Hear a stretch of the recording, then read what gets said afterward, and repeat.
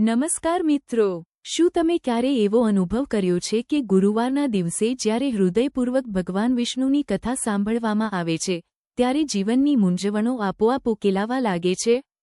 દરિદ્રતા, માનસિક તણાવ, ઘરનો કલેશ અને ભાગ્યની અડચણો ધીમે ધીમે ઓગળવા લાગે છે, જેમ સૂર્યના કિરણોથી બરફ ઓગળે છે. આજનો આ ગુરુવાર પણ કંઈક ખાસ છે. આ એ દિવસ છે જ્યારે સૃષ્ટિના પાલનહાર ભગવાન વિષ્ણુ, જે કરુણા અને ન્યાયના પ્રતીક માનવામાં આવે છે, પોતાના ભક્તો પર પોતાની કૃપા વરસાવે છે. જે કોઈ પણ શ્રદ્ધા અને સંયમ સાથે આ દિવસે તેમની કથા સાંભળે છે, તેના જીવનમાંથી અશાંતિ, ભય અને અભાવ દૂર થવા લાગે છે. થોભો, એક પળ માટે તમારા પોતાના જ જીવન તરફ જુઓ. ઘણી વખત સખત મહેનત કરવા છતાં પણ હાથ ખાલી રહી જાય છે. ધન આવે તો છે પણ ટકતું નથી. નિર્ણય લેતી વખતે મન મૂંઝાઈ જાય છે. એવું લાગે છે જાણે ભાગ્ય ક્યાંક રસ્તો ભૂલી ગયું હોય. પરંતુ આજે, આ પાવન દિવસે, જ્યારે તમે આ કથા સાંભળવા બેઠા છો, ત્યારે માનો કે કોઈ દિવ્ય ઊર્જા તમારા ભીતરમાં પ્રવેશ કરી રહી છે. ભગવાન વિષ્ણુ માત્ર પાલન કરતા જ નથી, તેઓ જીવનને સંતુલન આપનારા માર્ગદર્શક પણ છે. વિખરાયેલા જીવનને ક્રમમાં લાવવાની શક્તિ તેમનામાં જ છે. એટલા માટે આ કથા માત્ર સાંભળવા પૂરતી નથી. આ જીવનમાં સ્થિરતા લાવવાની એક સાધના છે. આ શીખવે છે કે જ્યારે મનુષ્ય અહંકાર છોડીને ઈશ્વરના શરણમાં જાય છે, ત્યારે તેના જીવનમાં સ્થિરતા આપોઆપ ઉતરી આવે છે. તો ચાલો, મનને શાંત કરીએ, ચિંતાઓને ભગવાનના ચરણોમાં અર્પણ કરીએ, અને આ દિવ્ય કથા યાત્રાનો આરંભ કરીએ. પરંતુ આગળ વધતા પહેલા એક વિનંતી છે. આ કથા અધૂરી ન છોડશો. શાસ્ત્રો અનુસાર જે આ કથાને પૂર્ણ શ્રદ્ધાથી સાંભળે છે, તેને જ આનું સંપૂર્ણ ફળ મળે છે. તમારા મિત્રો અને પરિવારજનો સાથે શેર કરજો અને ચેનલ પર નવા હો તો સબસ્ક્રાઇબ કરવાનું ભૂલતા નહીં, જેથી દર ગુરુવારે તમને આવી જ પ્રેરણાદાયી કથાઓ મળતી રહે. તો ચાલો, શ્રદ્ધા અને વિશ્વાસ સાથે આ કથાનો આરંભ કરીએ. ભારતના પૂર્વ પ્રાંતમાં એક અત્યંત સુંદર રાજ્ય હતું, જેની ચારેય તરફ ઘનઘોર જંગલો અને હરિયાળી ફેલાયેલી હતી. રાજ્યની સરહદની સાથે સાથે એક વિશાળ નદી વહેતી હતી જેનું નામ હતું નિર્મલા. તેનું પાણી એટલું સ્વચ્છ હતું કે તેમાં આકાશનું પ્રતિબિંબ સાફ દેખાતું હતું. આ રાજ્યની ભૂમિ ખૂબ જ ફળદ્રુપ હતી. અહીં જે પણ બીજ વાવવામાં આવતું, તે ભરપૂર પાક આપતું. આ જ કારણે લોકો આ રાજ્યને સુવર્ણ ક્ષેત્રના નામથી ઓળખતા હતા. આ રાજ્યની મધ્યમાં એક ભવ્ય નગરી હતી જેનું નામ હતું કમલપુર. આ નગરી પોતાના મંદિરો, બજારો અને શાંત વાતાવરણ માટે પ્રખ્યાત હતી. નગરીની બરોબર વચ્ચે ભગવાન વિષ્ણુનું એક પ્રાચીન મંદિર હતું, જેને લોકો હરિ મંદિર કહેતા હતા. આ મંદિર પૂરી નગરીનો આત્મા માનવામાં આવતું હતું.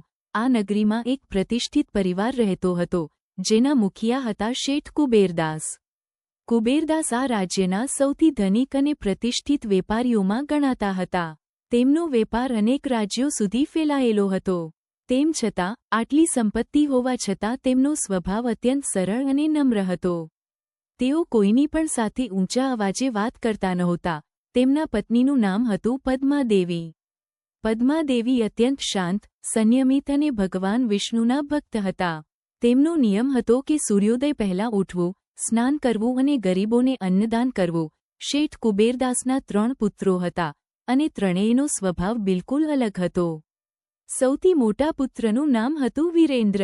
વીરેન્દ્ર ગંભીર, જવાબદાર અને સમજદાર યુવાન હતો. તે ધીમે ધીમે પિતાના વેપારમાં હાથ વટાવવા લાગ્યો હતો અને બજારમાં બધા તેનું સન્માન કરતા હતા કારણ કે તેની વાતમાં વચન હતું. બીજા પુત્રનું નામ હતું સુધાકર. સુધાકર હસમુખો અને કલાપ્રેમી હતો. તે વાંસળી ખૂબ જ મધુર વગાડતો હતો, પરંતુ તેને ધનનું મૂલ્ય સમજાતું નહોતું. જે પણ મનમાં આવતું, તે ખરીદી લેતો. સૌથી નાના પુત્રનું નામ હતું પ્રણવ. પ્રણવ શાંત અને આધ્યાત્મિક સ્વભાવનો હતો. તેને મંદિરમાં બેસીને ભજન સાંભળવા અને ગરીબ બાળકો સાથે સમય વિતાવવો સૌથી વધુ ગમતો હતો. સમય વીતતો ગયો અને પુત્રો લગ્ન યોગ્ય થઈ ગયા.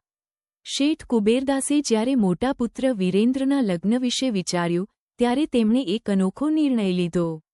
તેમણે જાહેરાત કરી કે તેઓ પોતાના મોટા પુત્રના લગ્ન એક સાધારણ પરિવારની કન્યા સાથે કરશે. તેમણે કહ્યું, ઘરને ઘર બનાવનારી વહુના સંસ્કાર હોય છે, તેનું ધન નહીં. શોધખોળ કરવા પર એક કન્યા મળી જેનું નામ હતું સરસ્વતી. સરસ્વતીના પિતા એક સાધારણ કુંભાર હતા જેમનું નામ હતું મોહનલાલ. તેમનું ઘર ખૂબ નાનું હતું, પરંતુ તેમના આંગણામાં તુલસીનો એક છોડ હતો જેને તેમના પત્ની રોજ જળ ચડાવતા હતા. સરસ્વતીનું રૂપ સાધારણ હતું, પરંતુ તેના ચહેરા પર એક અલગ જ તેજ હતું. તે પરોઢિયે ઉઠતી, ઘરનું બધું કામ કરતી અને ભગવાન વિષ્ણુની પૂજામાં બેસતી. તેની એક જ પ્રાર્થના હોતી, હે પ્રભુ, મને એવું જીવન આપો જ્યાં હું કોઈના પર બોજ ન બનું, પણ કોઈના કામ આવી શકું. એક દિવસ શેઠ કુબેરદાસે મંદિરમાં જોયું કે સરસ્વતી એક અંધ વૃદ્ધને સહારો આપીને પગથિયાં ચડાવી રહી હતી. આ દ્રશ્ય જોઈને તેમનું હૃદય ભરાઈ આવ્યું. તેમણે માહિતી મેળવી તો ખબર પડી કે સરસ્વતી દરરોજ આ વૃદ્ધની સેવા કરતી હતી, જેમનું આ સંસારમાં કોઈ નહોતું. આ ઘટના પછી શેઠ કુબેરદાસનો નિશ્ચય વધુ દ્રઢ થઈ ગયો. તેઓ મોહનલાલના ઘરે ગયા અને લગ્નનો પ્રસ્તાવ મૂક્યો. મોહનલાલ અને તેમના પત્ની આ સાંભળીને આશ્ચર્યચકિત થઈ ગયા, પરંતુ શેઠજીએ કહ્યું, તમે જે દીકરીને ઉછેરી છે, તે જ સૌથી મોટી સંપત્તિ છે. એક મંગળ ગુરુવારે વિરેન્દ્ર અને સરસ્વતીના લગ્ન થયા. સરસ્વતી જ્યારે પોતાના નવા ઘરે આવી, ત્યારે તેણે પહેલા ભગવાન વિષ્ણુને પ્રણામ કર્યા, પછી સાસુના ચરણ સ્પર્શ કર્યા.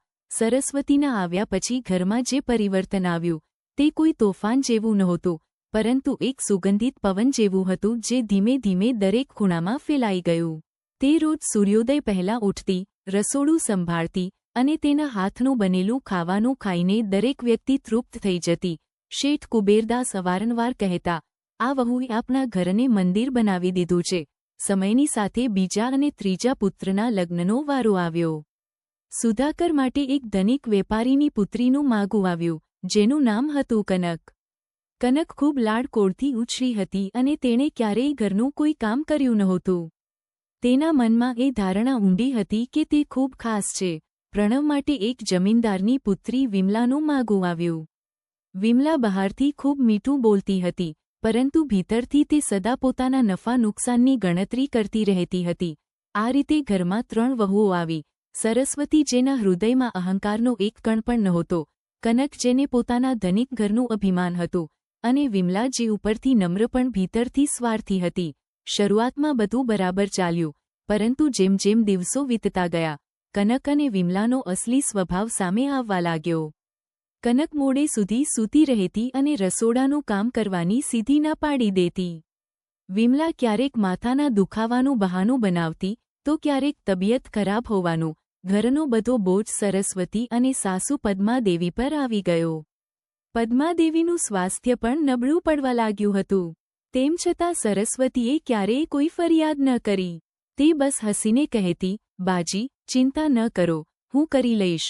એક દિવસ શેઠ કુબેરદાસ વેપારના કામથી બહાર ગયા અને ત્યાં તેમની તબિયત ખૂબ બગડી ગઈ. જ્યારે તેમને પાછા લાવવામાં આવ્યા ત્યારે વૈદ્યે કહ્યું કે ઓછામાં ઓછો 1 મહિનો પૂરો આરામ કરવો પડશે. તે રાતથી સરસ્વતીએ સસરાની સેવાનો સંકલ્પ લીધો. તે દિવસ રાત તેમની સંભાળ રાખતી, ઉકાળો બનાવતી, દવા આપતી. આ આખા સમય દરમિયાન કનક અને વિમલા પોતાના રૂમમાં જ રહેતી હતી. માત્ર ક્યારેક ક્યારેક હાલચાલ પૂછવા આવી જતી હતી. 1 મહિના પછી શેઠજી સ્વસ્થ થઈ ગયા.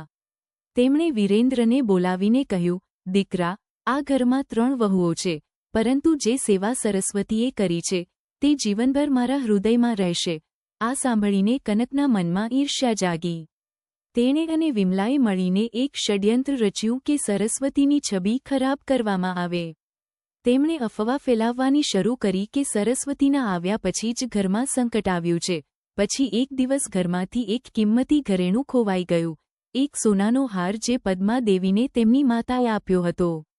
વિમલાએ ચાલાકીથી ઈશારો કર્યો કે તેણે સરસ્વતીને ઘરેણાના ડબ્બા પાસે જોઈ હતી. આ વાત ફેલાઈ ગઈ અને સરસ્વતી પર શંકા કરવામાં આવી. સરસ્વતીનું હૃદય ભારે થઈ ગયું, પરંતુ તેણે કોઈના પર આરોપ ન લગાવ્યો. તે ભગવાન વિષ્ણુની સામે જઈને બેસી ગઈ અને બોલી, પ્રભુ, આપ જાણો છો મારા મનમાં શું છે. આપ જ ન્યાય કરજો. શેઠ કુબેરદાસે જ્યારે આ સાંભળ્યું ત્યારે તેમણે આખા પરિવારને બોલાવ્યો અને કહ્યું, જે વ્યક્તિ મહિનાઓ સુધી કોઈ પણ ફરિયાદ વિના આખા પરિવારની સેવા કરે છે, તે ઘરેણું ચોરી શકે, એ શક્ય જ નથી. તે જ સાંજે પદ્માદેવીનો એ હાર તેમની પોતાની સાડીમાં લપેટેલો મળ્યો. તેઓ પોતે જ મૂકીને ભૂલી ગયા હતા. પદ્માદેવીએ સરસ્વતી પાસે ક્ષમા માંગી અને તેને ગળે લગાવી દીધી. આ ઘટના પછી થોડો સમય શાંતિ રહી, પરંતુ અસલી પરીક્ષા હજી આવવાની બાકી હતી. તે વર્ષે રાજ્યમાં ભારે દુષ્કાળ પડ્યો. પાક નિષ્ફળ ગયો, વેપારમાં મોટું નુકસાન થયું અને થોડા જ મહિનાઓમાં શેઠ કુબેરદાસની સંપત્તિ ખૂબ ઘટી ગઈ.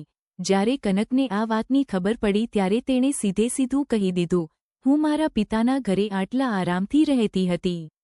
અહીં તો બધું બદલાઈ ગયું છે. તે પોતાના પિયર જતી રહી અને મહિનાઓ સુધી પાછી ન આવી. વિમલાએ પણ પ્રણવને કહ્યું કે તેઓ અલગ ઘર લઈ લે.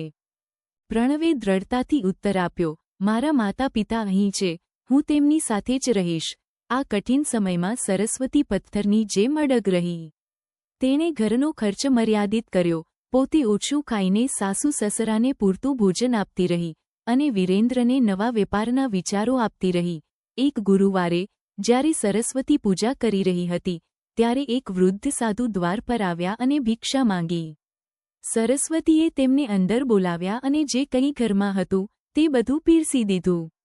ભોજન પછી સાધુએ કહ્યું, દીકરા, તારી પરીક્ષા થઈ છે અને તું તેમાં ઉત્તીર્ણ થઈ છે. હવે સુખનો સૂર્યોદય થશે. તેમણે એક નાની પોટલી આપી અને કહ્યું, આને મંદિરમાં અર્પણ કરી દેજે. જ્યારે પોટલી મંદિરમાં ખોલવામાં આવી, ત્યારે તેમાંથી એક અત્યંત દુર્લભ મણિ નીકળ્યો, જેની કિંમત એટલી હતી કે બધું નુકસાન પૂરું થઈ જાય. આ ધન વેપારમાં લગાવવામાં આવ્યું અને ધીમે ધીમે શેઠ કુબેરદાસનો વેપાર ફરીથી બેઠો થવા લાગ્યો. જ્યારે કનકે જોયું કે ઘરમાં ફરીથી સંપન્નતા આવી રહી છે, ત્યારે તે પાછી આવી ગઈ અને સ્મિત કરવા લાગી. સુધાકરે કડક અવાજે કહ્યું, પહેલાં પણ આ જ ઘર હતું, આ જ માતા પિતા હતા. ત્યારે તે મોં ફેરવી લીધું હતું. વિમલાના મનમાં પણ પ્રણવના સવાલોએ એક સચ્ચાઈનો સામનો કરાવ્યો. તેણે સ્વીકાર્યું, મારો ઉછેર એવો હતો કે મેં ક્યારેય બીજા માટે જીવતા શીખ્યું જ નહોતું. ધીમે ધીમે વિમલા રસોડામાં આવવા લાગી અને સરસ્વતી પાસેથી શીખવા લાગી. કનકના પિતાની તબિયત ખરાબ થવા પર સરસ્વતી પોતે તેની સાથે ગઈ અને સેવામાં હાથ વટાવ્યો. આ જોઈને કનકની આંખો ખુલી ગઈ. તેણે સરસ્વતી પાસે માફી માંગી. ધીમે ધીમે એ ઘર, જે સ્વાર્થના કારણે વહેંચાયેલું હતું, એક પ્રેમપૂર્ણ પરિવારમાં બદલાઈ ગયું. શેઠ કુબેરદાસે એક દિવસ આખા પરિવારને બોલાવીને કહ્યું, જ્યારે સંપત્તિ હતી ત્યારે પણ સરસ્વતી હતી, જ્યારે સંકટ આવ્યું ત્યારે પણ સરસ્વતી હતી. આ જ અસલી સંપત્તિ છે.